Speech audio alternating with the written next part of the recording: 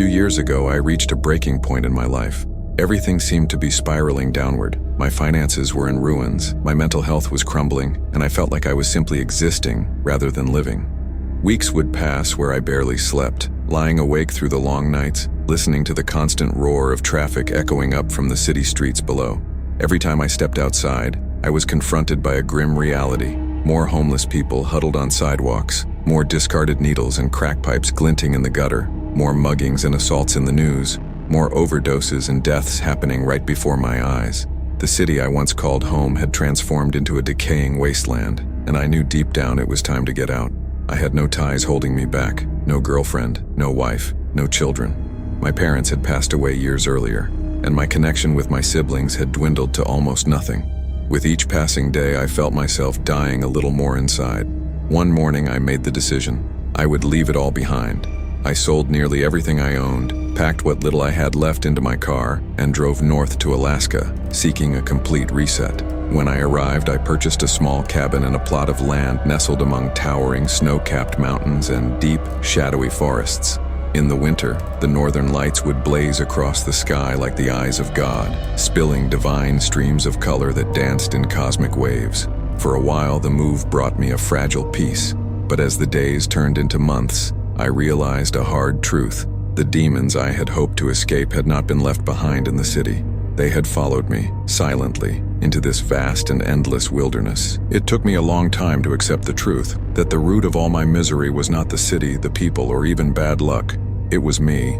As a wise man once said, "Wherever I go, there I am." For the first 3 months in that remote Alaskan cabin, life was surprisingly calm. The only real concerns were the silent but ever-present dangers of bears, moose, and wolves that roamed the surrounding wilderness. I was prepared, though. A rifle and shotgun rested within arm's reach for hunting and protection. Behind the cabin, I had planted a modest garden, and a single solar panel on the roof provided me with just enough electricity to live comfortably. "This is life," I murmured to myself one afternoon, reclining in a hammock I had strung in the corner of the cabin. From where I lay, the view was nothing short of breathtaking. Snow-capped mountains towered like ancient guardians over dense clusters of evergreen trees. A pristine blanket of untouched snow shimmered under the pale sunlight, turning the entire world into a sparkling dreamscape. There were no houses, no roads, no human voices, just silence. No work deadlines, no constant car horns, no suffocating pollution. I closed my eyes, inhaling the crisp, clean air, and drifted into an unplanned nap. When I awoke, the world had changed again. The sun was sinking, painting the horizon with fiery streaks of orange and red, like molten metal spilling across the sky, before finally vanishing behind the towering mountains. Still half asleep, I stumbled groggily toward the small kitchenette, craving the warmth of a cup of instant coffee. The bitter aroma soon filled the air as I sipped slowly, trying to shake off the fog in my mind. With no real plans for the day, I began wandering around the cabin, searching for something, anything, to occupy my time. There were still a number of random belongings scattered around, remnants left behind by the previous owner. One wall was lined with a tall, dust-covered bookshelf, stocked with an impressive collection of science fiction classics. I noticed names like Philip K. Dick, Isaac Asimov, and Robert Heinlein etched into the spines, their stories quietly waiting to be rediscovered. Boredom pushed me to run my fingers along the row of worn covers, scanning for something interesting. As I shuffled past a maze of death and Ubik, something unusual caught my attention. A black, leather-bound book with no title or author's name. Its surface was cracked and faded with age, the leather soft yet fragile beneath my fingertips. Curious, I slid it from the shelf and carefully opened it. Inside, written in elegant copperplate cursive, was not a novel at all but a personal diary, left behind by the cabin's former owner. The first entry was dated January 9th, 2015. It read, "I don't know if I'm losing my mind or not. Yesterday, I went into town to speak with my therapist. She suggested I try writing everything down, claiming it might help me process things. She talks as if it's all in my head, but I know it isn't. When I first moved into this cabin, it felt like a slice of paradise, peaceful, quiet, untouched by the chaos of the world. I never imagined there would be something prowling outside at night. I never imagined it would creep beneath my bed, peer through my windows, and follow me like a shadow I couldn't escape. Right now, I'm snowed in. A cup of coffee warms one hand, while my pistol rests cold and heavy in the other. Sleep has become impossible. I keep hearing faint shuffling from under the bed, slow, deliberate movements. Sometimes I swear I can hear ragged breathing, the kind that sounds like a corpse struggling to pull air into dirt-filled lungs. I've caught brief, horrifying glimpses of it in the dark. Its skin hangs loosely, almost slipping from the bone.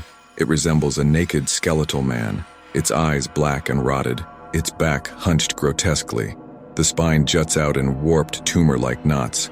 It moves in a slow, jerky lurch, as though its body resists its own motion. No matter how fast I turn, I can never quite catch it in full view. But I know it's there, watching, waiting. Its body is grotesquely misshapen, as if every bone has been broken and set back wrong. Its legs bend in unnatural directions, joints twisting where they shouldn't.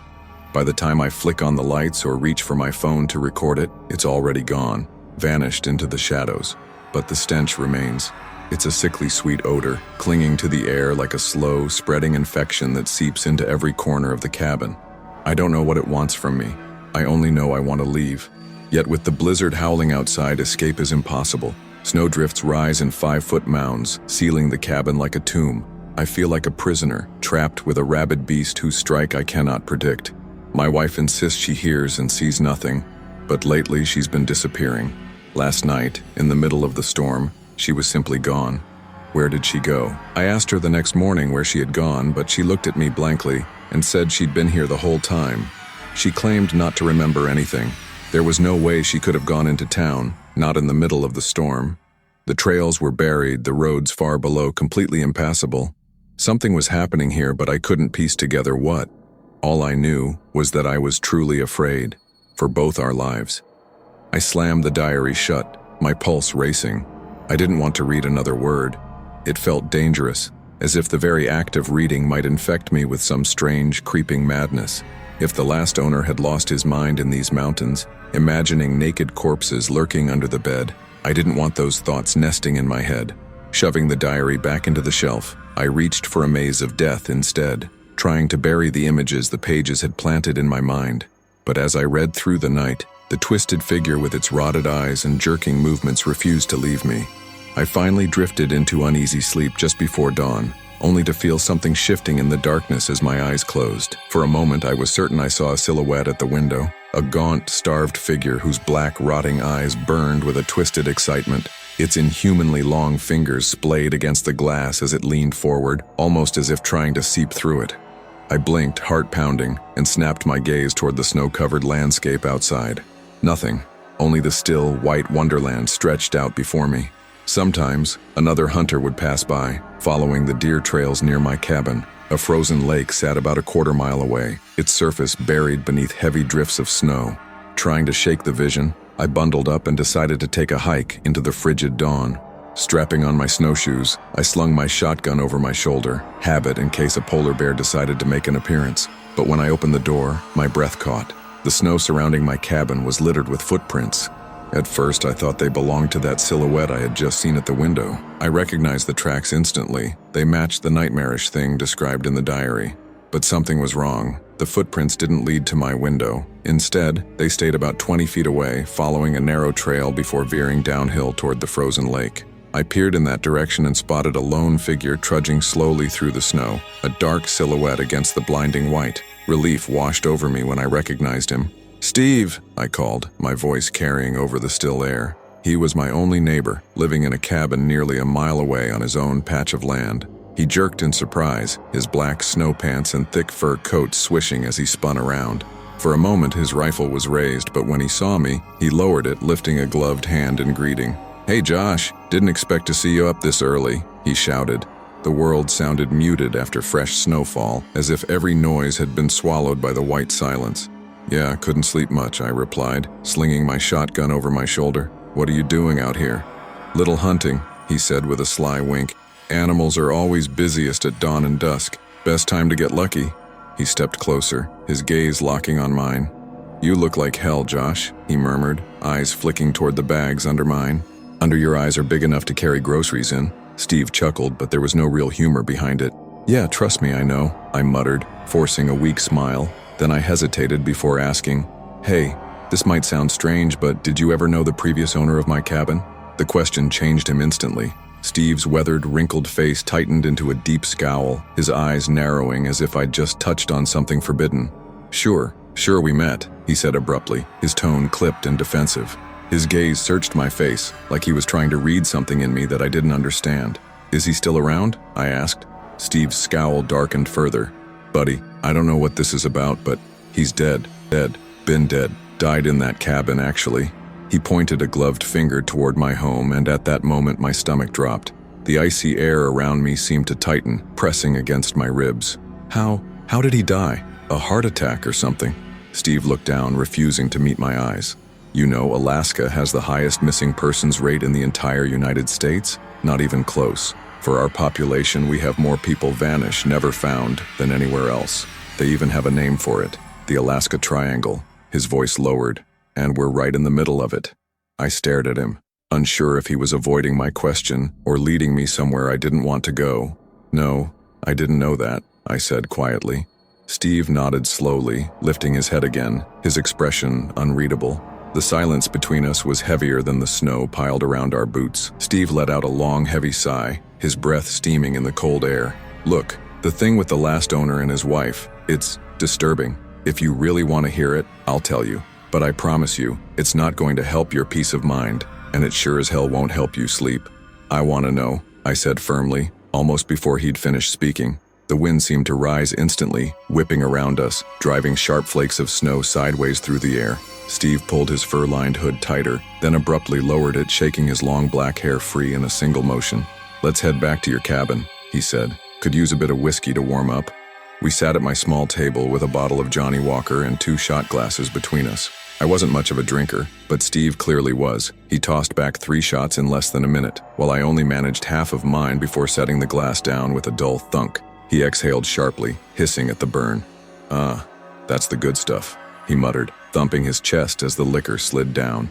Then he looked at me with a flicker in his eyes, part amusement, part something darker. So, you want to know about Will Lenning? Well, I'll tell you this, nobody really knows the whole story. He leaned back, his gaze drifting toward the frosted window. I used to see him come down to town now and then, have a drink, talk a bit. We all know each other out here, small community.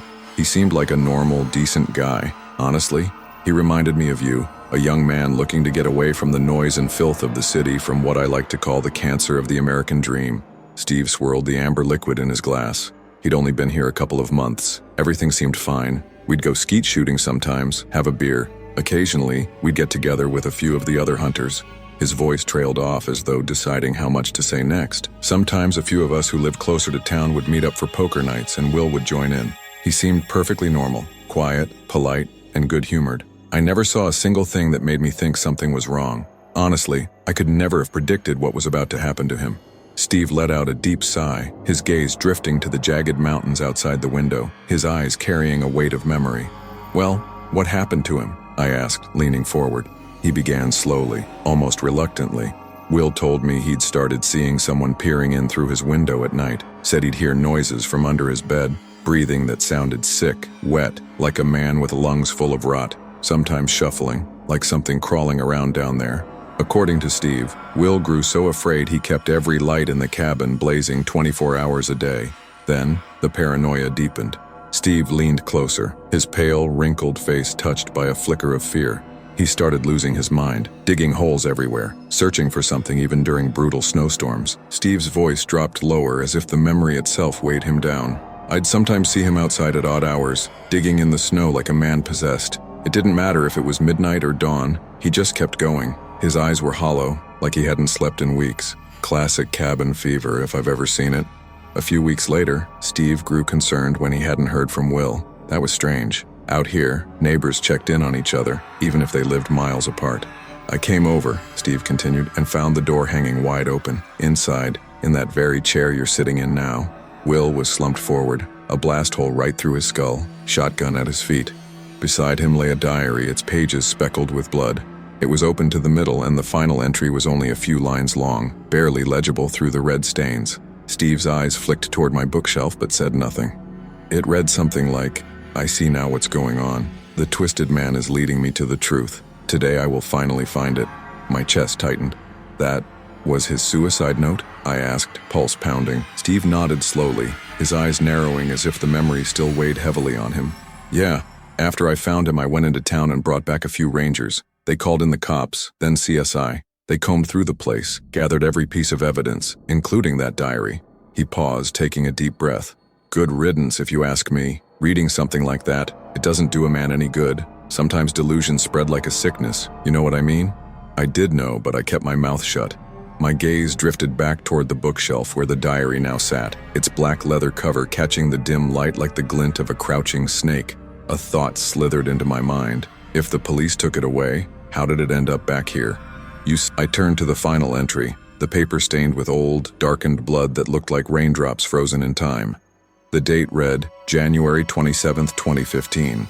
In shaky, desperate handwriting, it recorded that Will Lenning had not lived long after first encountering the Twisted Man. He wrote that he feared his fate was sealed, that the figure had been guiding him somewhere, not to harm him, but to protect him from some greater, unseen evil. I sat at my small, circular kitchen table, the fading orange light of sunset pouring in through the frosted window. A bowl of stewed venison and rice sat half-eaten before me as my eyes scanned the ink-stained words. I felt a wave of irritation at Will's naivety. Trusting such a nightmarish figure seemed like the very reason he was dead.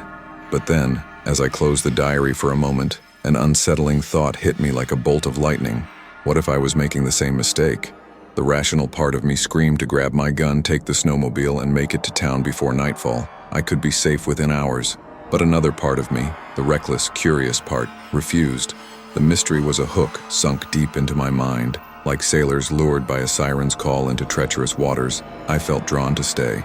And in that moment, I knew with absolute certainty I would not be leaving that night. I was desperate for answers, and unfortunately I would soon find them. I drifted off to sleep with an empty beer bottle still loosely clutched in my hand. The TV glowed faintly in front of me, the only connection to the outside world I had in this remote wilderness. Out here, there were no cable or phone lines weaving through the dense forest, only the faint hum of stored solar energy powering my essentials. I rarely used the television except to heat food or pass time on particularly long nights, but tonight its flickering images and artificial laughter were a comfort. The soft, rhythmic noise seemed to hold back the oppressive, almost tangible presence lurking just beyond the cabin walls. Then, without warning, I woke. The screen blazed with static, the white noise hissing like a pit of restless snakes. My eyes shifted to the clock, 3:33 a.m. I blinked into the darkness of the cabin, my mind sluggish and disoriented, trying to understand what had jolted me awake. For a moment I simply sat there, clutching the half-empty beer bottle, listening to the wind howling like wolves beyond the walls. The satellite feed had never failed before, not even during the fiercest blizzards or when hail hammered the tin roof. But now, the TV screen danced with erratic static, black lines crawling upward like some digital parasite. The hissing deepened, shifting into a wet, guttural gurgle. Beneath the noise, I thought I caught whispers, and then breathing. Slow, rasping, diseased, like the final gasp of someone drowning. The static shifted, revealing what looked like a live video feed. My stomach dropped. The image was my own cabin. I saw myself sitting in the chair, leaning toward the flickering screen. My reflection moved when I raised my hand, mimicking me perfectly. Dread poured through my veins like ice water. I tore my gaze from the screen and glanced toward the corner where the camera should be, but found only the rough wooden ceiling. When I looked back, my breath caught in my throat. A pale, emaciated man crouched behind my chair, his spine bent at impossible angles. He moved with unnatural, jerking motions, and a hiss slithered from the speakers, a voice filled with dirt and writhing maggots. "He is a killer. The shadow of death," it gurgled. "Many have fallen. Many lie buried in this forest. You will be next. He is watching you." Blackened, skeletal fingers reached for my shoulders. I leapt from the chair, stumbling back in panic, colliding with the TV. It toppled, shattering on the floor in a spray of glass and a burst of blinding light. In those brief flashes before darkness swallowed the room, I glimpsed it, a gaunt, rotted face with hollow, blackened eyes peering from behind the chair. I fumbled for the light switches, flooding the cabin with a sterile yellow glow. The twisted man was gone, leaving only silence and the pounding of my heart. My hands trembled as I tried to reason through what had just happened. If that thing had wanted to kill me, it could have done so while I slept. So why the warning? Who was he, the one supposedly watching me? And if the twisted man wasn't the danger, what was? It didn't make sense, but one thing was certain. The cabin no longer felt like shelter. It felt like a trap. The thought struck me. Maybe the twisted man wasn't in any hurry. Maybe he liked to toy with his prey, savoring the fear before the final strike. The idea coiled in my head like a snake, tightening with each passing second. My pulse roared in my ears as I threw on snow pants, layering sweaters and heavy coats until I felt more like a walking fortress than a man. I covered every inch of exposed skin. In Alaska's winter, frostbite wasn't a threat, it was a certainty. I had made my decision. I was leaving. The night was calm, the stars cold and sharp overhead, but the snow lay thick and heavy across the world, and I knew the wind chill would cut like a blade. Traveling at night, in temperatures pushing 30 degrees was practically suicide, but staying in that cabin felt worse. Steve had been right. Alaska's missing persons rate was the highest in the nation. Most of them were never found, swallowed by the endless white, their bodies frozen and forgotten. I grabbed my shotgun, mounted the snowmobile, and gunned it toward Steve's cabin. My plan was simple: get there, wait for sunrise, then figure out my next move. But fate, I realized, had its own plans. The forest pressed close around the narrow deer trail, the branches of the evergreens leaning in like dark, crooked arms. Their snow-laden boughs clawed at my coat and boots as I passed. Several times, out of the corner of my eye, I thought I saw a pale, naked figure standing among the trees. Each time it vanished when I turned my head, leaving nothing but silence and the muted growl of my engine. Relief washed over me when Steve's cabin finally appeared, warm light spilling from its small windows like beacons in the dark. I pulled up to the front door, only to notice two sets of footprints in the snow, one large, one smaller. My mind lingered on it for a moment before I dismissed it. The snowmobile coughed and died with a wet gurgle as I stepped up to the door. I knocked hard, the sound muffled by the snow. After a few seconds, Steve appeared, half-dressed, his hair sticking up in uneven tufts. His tired eyes swept over me before his brow furrowed. "Steve, I need a favor," I blurted out, my voice tight. "Something's happening at my cabin. I can't stay there tonight. I just can't. Can I crash here until morning? Maybe head into town after that?" He studied me for a moment, then gave a slow nod. "Yeah, couch is yours. Just put that shotgun somewhere safe, boy." I stepped inside, noting how his place, though larger than mine, was still simple: an open kitchen and living room, a small bathroom, and a partitioned bedroom. He pointed at the well-worn couch in the corner before disappearing into his room and shutting the door with a decisive slam, leaving me alone with my thoughts. Sleep had abandoned me. I moved quietly across Steve's cabin, my boots muffled against the worn floorboards drawn inexplicably toward his bookshelf. His taste in books was unsettling. True crime dominated almost every shelf, from Ted Bundy to John Wayne Gacy, Richard Chase, Herbert Mullen, Jeffrey Dahmer, and Richard Ramirez. Each spine seemed to whisper dark secrets of lives destroyed, the pages echoing horrors I tried not to imagine. At the far end of the shelf, a large black binder stood unlabeled and battered, its worn cover eerily reminiscent of the leather-bound diary I had found in my own cabin. My heart skipped a beat. Rationally, I told myself it was a coincidence, but curiosity, that dangerous itch, compelled me to pull it down. Inside, dread hit like a tidal wave. The binder was packed with yellowed news clippings, stretching back decades. One detailed a woman who had vanished in the Alaskan forest while hiking. Her body never recovered. Another confirmed she was still missing, a reward offered for any clue. Each subsequent page told more tragic stories: missing men, murdered women, unsolved disappearances. My hands trembled as I flipped through the clippings on Will Lenning, his suicide and the sudden vanishing of his wife. Steve had circled suicide in red marker, almost laughing at it. A sudden sharp click froze me mid-breath. A gun had been cocked behind me. My pulse spiked, my body frozen. Steve's voice, calm yet mocking, drifted through the cabin like smoke. "How do you like my work, friend?" I gripped the binder tighter, my knuckles white. My mouth fell open, disbelief and terror battling inside me as I stared at the man I thought I knew. The realization hit. I had walked straight into his world of horrors, and there was no turning back. I knew it. It was him, Steve, the man responsible for Will Lenning and his wife and countless other women whose faces I would never forget. The realization hit me like ice water. Everything around me felt unreal, distorted, as if I had been trapped in a nightmare I could not wake from. Steve's grin spread across his face, wide and cruel, but his piercing blue eyes remained cold, dead, utterly devoid of humanity. "Yes," he hissed, his voice dripping with venom. "She was cheating on him with me anyway, just another worthless, they always get what's coming in the end." His words slithered through the room like poison. Too bad, really. I just finished another one tonight. I was going to save you for later. But the urge, it comes in cycles, you see. Waves, sometimes it's unbearable.